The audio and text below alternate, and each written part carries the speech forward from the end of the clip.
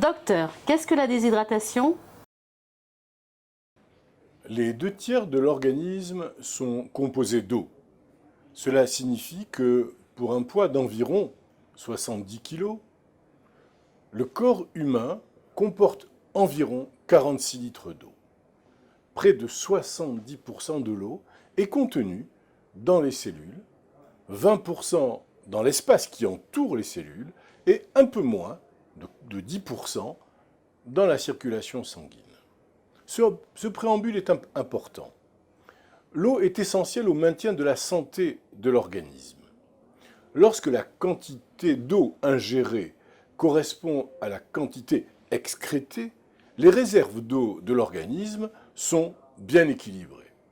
Ainsi, une personne en bonne santé, qui ne transpire pas de façon excessive, devrait boire au moins entre 1,5 à 3 litres de liquide par jour afin de maintenir son équilibre hydrique et se protéger ainsi contre l'apparition d'éventuels calculs rénaux. Une déshydratation peut survenir lorsque l'approvisionnement en eau de l'organisme est insuffisant. Si le cerveau et les reins fonctionnent correctement, le corps peut s'adapter à une modification de l'apport en eau. Il est généralement possible de boire suffisamment d'eau pour compenser les pertes de tous les jours.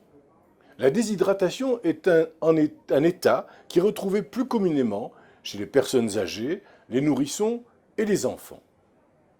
Les personnes âgées sont plus lentes à ressentir la soif et elles peuvent ainsi ne pas reconnaître qu'elles deviennent déshydratées et ainsi ne plus boire ou ne pas boire suffisamment de liquide.